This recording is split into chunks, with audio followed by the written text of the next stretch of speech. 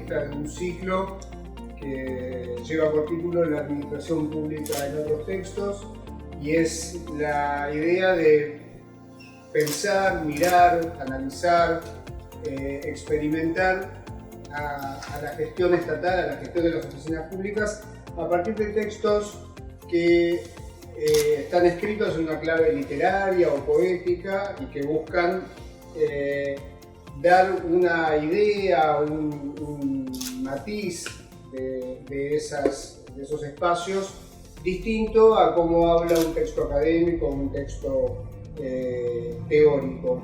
Y bueno, esta es la primera entrevista de este ciclo, y en esta primera entrevista está Luciana Strauss, que es autora de una novela que se llama El Ente, y queríamos conversar con Luciana sobre la construcción del ente, sobre lo que nos deja el ente, sobre esta posibilidad de mirar cuestiones de la gestión pública de otro modo. Así que bueno, buenas tardes, gracias Luciana por aceptar, por estar acá. No, buenas tardes, un placer, gracias por la invitación. Bueno, les cuento, yo soy socióloga, no es que hace un montón que escribo ficción. Empecé hace relativamente poco, justamente con la escritura de esta novela, fue como mi primer texto de ficción. Y esta novela la empecé a escribir sin saber que iba a terminar siendo publicada, la verdad. Fue un poco catártico el inicio de escribir El Ente. Yo estaba en un trabajo en el cual me angustiaba mucho, muchas cosas de las que pasaban ahí, pero a la vez muchas de las cosas que pasaban ahí me generaban mucho interés también en términos sociológicos, si se quiere, ¿no? Me parecía que había cosas que pasaban ahí en términos de la vida social que hay en los entes públicos, que me parecía que había que contarla, ¿no? Me parecía que eso merecía ser contado. Y a su vez, en lo personal, me sirvió un poco para transitar y tramitar toda esta situación, divertirme, pasarla bien. Casi que convertía las oficinas de ese organismo público en un teatro, ¿no? En el cual yo veía todas las escenas, lo que pasaba, tomaba nota, observaba. Y bueno, eso también me permitió ponerme como en otro lugar. Y ver un montón de cosas que quizás yo antes de pasar esa experiencia y antes de escribir literatura, no las veía, ¿no? Y esto me pareció interesante porque quizá los trabajadores estatales son los más invisibilizados, ¿no? Dentro de la administración pública. Los que no se ven, o quizá cuando se ven son estereotipados, estigmatizados, ¿no? Como los ñoquis, los vagos, los que no hacen nada, los que todo el día toman mate, ¿no? Como una cosa medio como apática y aburrida. Y bueno, a mí me parecía que estaba bueno también contar un poco el estado en términos más vitales y también más subjetivos.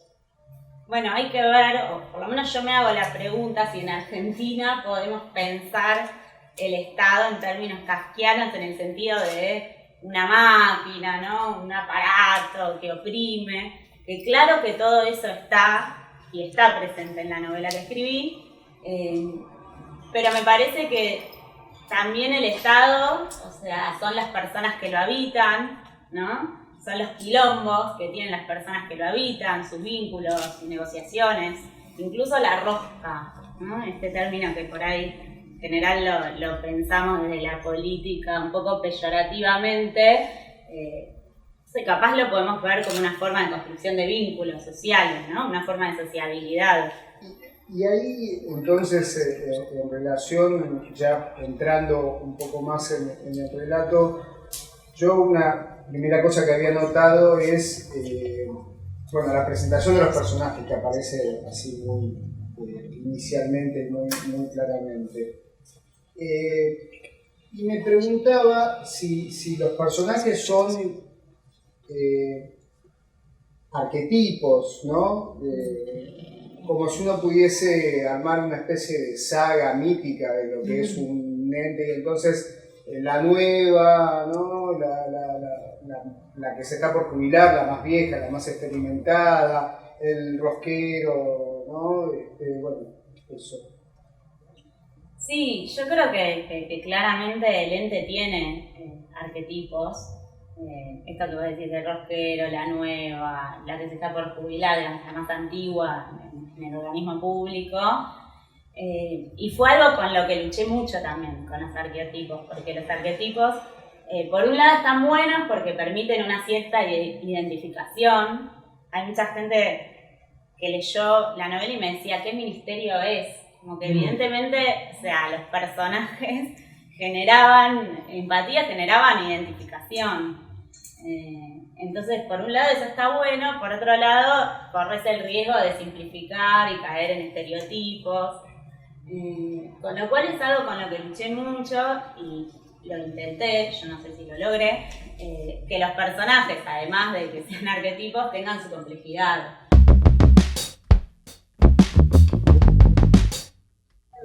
Y yo me preguntaba, ¿qué es el cajón? Porque el cajón es un personaje más en la novela. Y el cajón además tiene adentro otros personajes, que es como un mundo paralelo, ¿no? O no sé si paralelo o complementario a lo que está ocurriendo. Digamos, vos pensaste en el cajón o escribiste el cajón de Nelly, ¿no? Además, ¿y qué es ese cajón? Digamos, porque en el sentido común, digamos, cuando algo se cajonea, es que algo se guarda, que se lo enfría, ¿no? Que se lo pone en el freezer. Pero ese cajón de lente no... Sí, acá es todo lo contrario, nada que ver, sí. Sí, me encantó cuando encontré lo del cajón, porque aparte es súper metafórico, así como el ente, ¿no? El título del libro me parece súper metafórico. Fue lindo el proceso de escribir sobre el cajón, porque no es que yo dije, bueno, ahora, digamos, voy a escribir en género fantástico, maravilloso, les cuento el cajón. Es un cajón de oficina donde de repente las cosas cobran vida, hay seres que son las entidades que habitan ese lugar y la novela El ente, además de la rosca por los cargos, por las jubilaciones, por los tejes y manejes, el pasilleo y demás, el cajón es una historia de aventuras paralelas, ¿no? Que sucede como un poco relacionado con el mundo de afuera, pero un poco tiene su lógica interna, con sus propios códigos y demás. Cuando yo estaba escribiendo, el cajón surgió a partir de la construcción del personaje de Nelly. Nelly es la persona, como les decía, la persona más antigua en el ente, y como tal es, como si se quiere, la más territorial, ¿no? Ella tiene como su escritorio, es siempre la persona que hace más tiempo está, es la que tiene más cosas, ¿no? Un portarretrato y un cajón lleno de cosas. Entonces empecé a escribir un capítulo en el cual Nelly metía la mano adentro del cajón y de repente empecé a ver que ahí había algo, ¿no? Que había vida, que había un mundo paralelo que sucedía ahí adentro, y dije, chau, se me disparó esto, ¿a dónde voy? Porque dije, no sé si voy a poder sostener, porque la novela tenía un tono realista y de repente se fue, así que fue bastante trabajoso eso. Pero bueno, decidí sostenerlo y que haya distintos capítulos sobre el cajón. Y yo pienso, Sergio, que el cajón es como vos decís, un portal a otra dimensión, es un mundo paralelo. Creo que tiene que ver un poco con los mundos subterráneos del Estado, ¿no? Con lo que no vemos, quizás con la imaginación estatal. El cajón es para mí también una forma de darle respiro a un mundo que se vuelve medio opresivo. Y que existe vías de escape, digo, no me parece que los trabajadores estén totalmente oprimidos ahí adentro y no tengan posibilidad de desear, de fantasear, de meterse en mundos paralelos. Eso por un lado.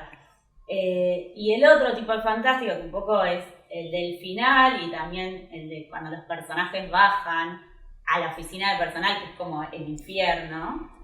Es el lugar donde todos tienen que ir a resolver sus temas, pero que nadie quiere bajar, ¿no? Porque es un lugar medio terrorífico. Bueno, en ese caso me parece que hay algo que a mí me pasó escribiendo la novela y también escribiendo la novela también desde una experiencia, que es que me parecía que había ciertas cosas, ciertas cosas pasaban en los entes públicos que no se podían explicar a partir del realismo, digamos, que se iban de un registro racional, que como diría Cortázar, ¿no? Se enrarece. No es que uno dice voy a escribir en el género, bueno, ahora escribo un capítulo realista y ahora viene el fantástico y ahora entonces quiero hacer algo así que va y viene. Y vos lo referís, hay esos personajes también humildes como el vendedor de duraznos, el futuro novio de Nelly, ¿no?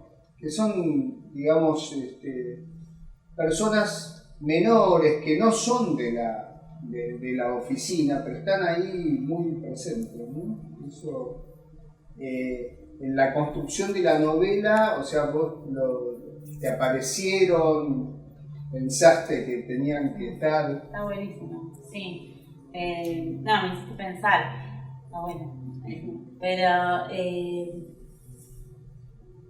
no, fueron personajes que yo fui construyendo a medida que escribía la novela y que me resultaban orgánicos a lo que estaba contando. A ver, porque hay una decisión que yo había tomado desde el principio, es que a mí me interesaban los personajes en tanto que habitaban ese espacio que es el ente.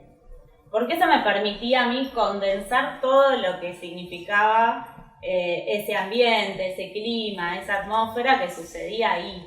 Entonces a mí no me importaba si Laura había tenido otros novios antes, su historia previa, Rolly si se había cagado trompada con los pibes del barrio, no me importaba, a mí me importaba todo, o sea, todo lo que aparecía externo tenía que tener que ver con lo que estaba sucediendo dentro del ente. De hecho, lo de Nelly, el señor que vende, el señor de los duraznos, es José Luis y es como una especie de amor que ella tiene, que es el lugar de la fantasía, ¿no? Como el lugar del deseo, que muchas veces se piensa que en estos espacios no está presente.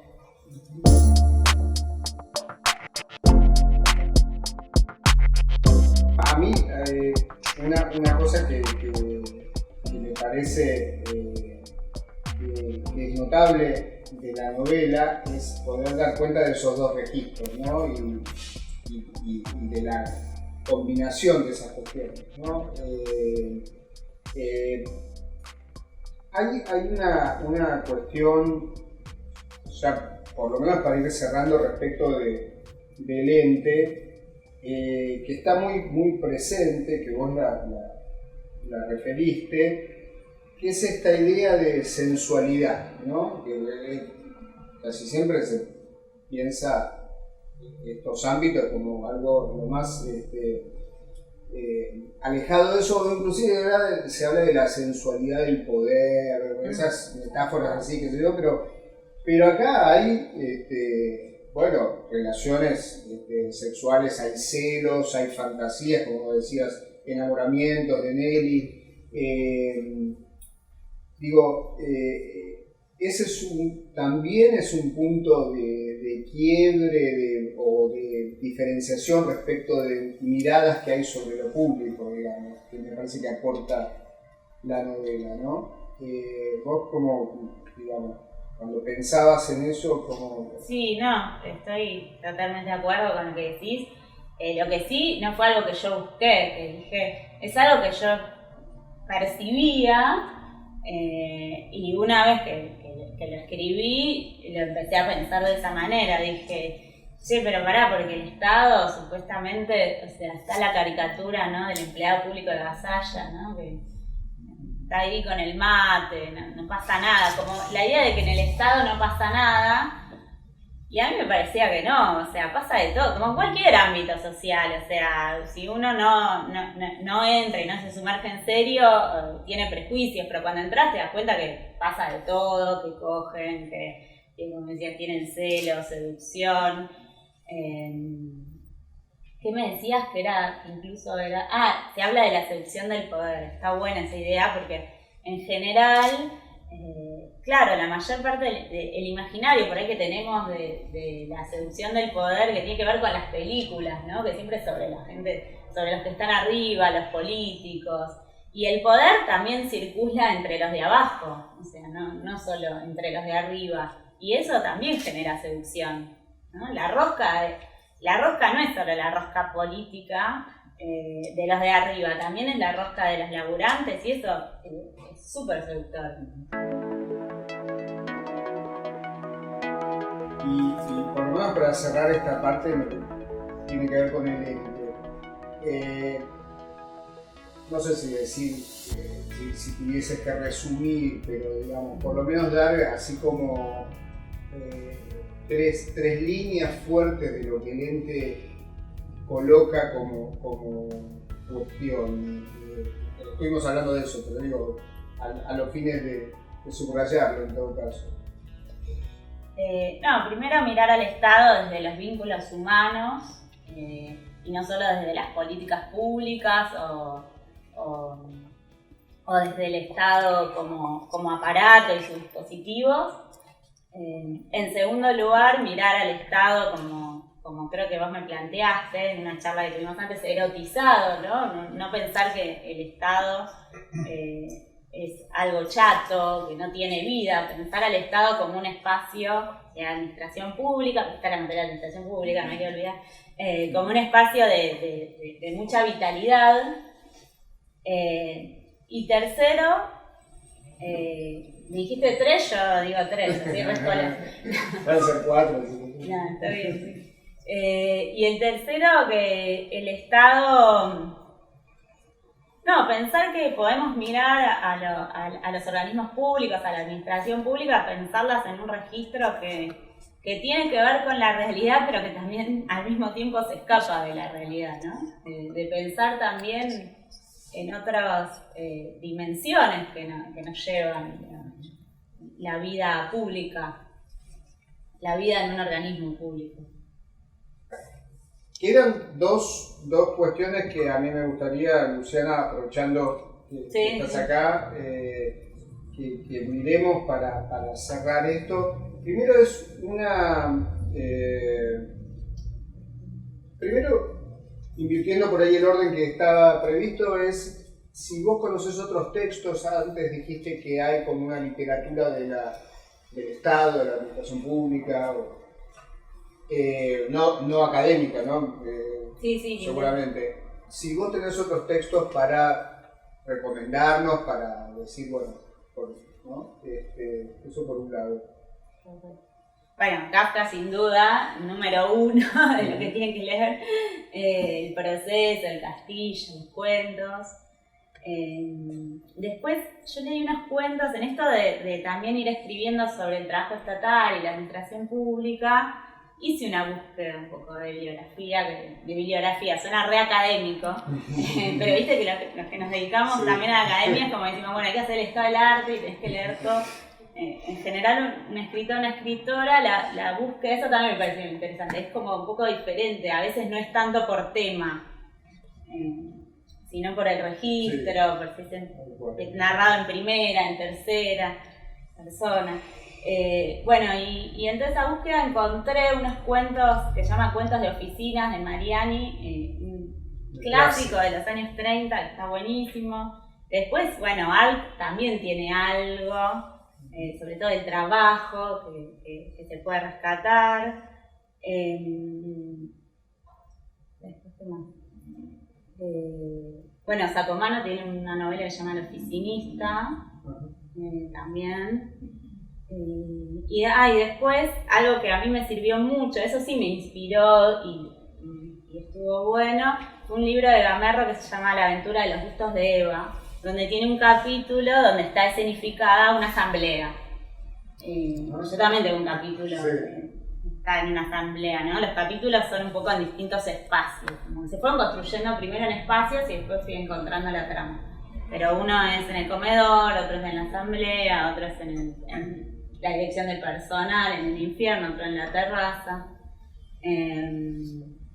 Así que ese libro me gustó mucho, me reí un montón, me gustó el humor, que es algo que yo también es medio tirarme flor, pero digo, como promocionar el libro, que a mí me gustó también poder contar lo que contaba con humor, digamos, que es algo que en el ámbito académico no podés hacerlo. Uno puede escribir más estructurado, menos estructurado, pero no es algo que está muy habilitado.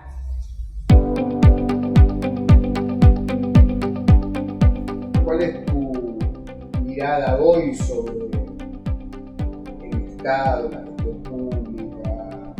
No sé, cualquiera de las entradas que prefieras,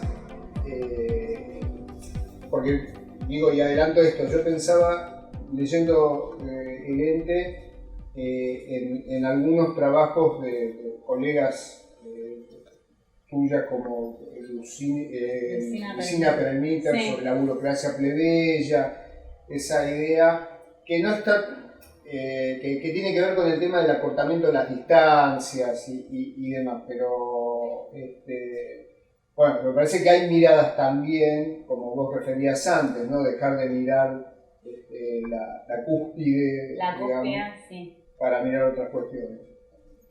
Sí, digamos, en términos de, por ahí en la antropología, sobre todo los que hacen etnografía, hay como una mirada más de sumergirse en ese mundo y ver como microscópicamente lo que pasa, que es un poco lo que yo hice, mi mirada, si quieres, como un poco más antropológica. Uh-huh. Lo que pasa que lo que escribí es una novela, no escribí como Lucina que investiga ese tema y que tiene mucho más conocimiento también sobre eso, o otro tipo de conocimiento.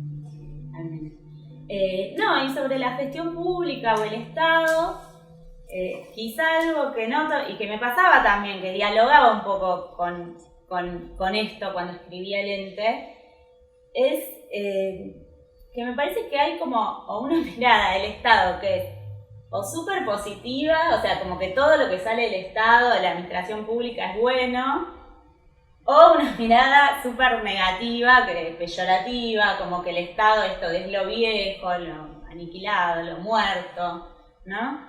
Y me parece que esos son como, si se quiere pensándolo más sociológicamente, como categorías y como discursos que circulan sobre el mundo estatal. Yo creo y en esto destaco un poco la perspectiva etnográfica de Lucina, me parece que por ahí una de las mejores maneras de conocerlo y no quedarnos como en estas máximas de es todo lo que está bien o es todo lo que está mal. Creo que la investigación etnográfica te permite sumergirte en estos espacios y ver un poco más la complejidad de estos mundos sociales, ¿no? Y después, bueno, obviamente yo puse la mirada en los laburantes, también. Esto que igual ya lo dije y ya lo mencionaste, que me parece importante pensar la gestión pública y la administración pública no solo desde los que hacen las políticas, sino también de, si quiere, los que sostienen las políticas, porque a ver, si los de mantenimiento no te abren la puerta el día que hay una conferencia de prensa, la conferencia de prensa no se hace, es así. Entonces digo, siempre el vínculo con determinados actores adentro de los organismos públicos es clave, ¿no? Mucho más clave de lo que se ve. Bueno, genial, Luciana, yo te agradezco muchísimo que hayas estado acá. Agradezco la escritura del ente porque es una novela, como vos decías, con mucho humor y con una gran fluidez y en particular para quienes nos dedicamos a estudiar los temas de administración pública, bueno, es abrir una puerta a mirar, a tener un registro de la gestión pública, de las oficinas públicas desde otro lugar. Así que mil gracias por estar y recomendar la lectura, por supuesto, del ente. Y de nuevo, muchísimas gracias. No, muchas gracias a vos y a la universidad, porque la verdad que me parece súper interesante que hagan estas iniciativas, ¿no? De cruces de carrera, de materia, donde participen los estudiantes. Muy agradecida de estar acá y un placer la conversación.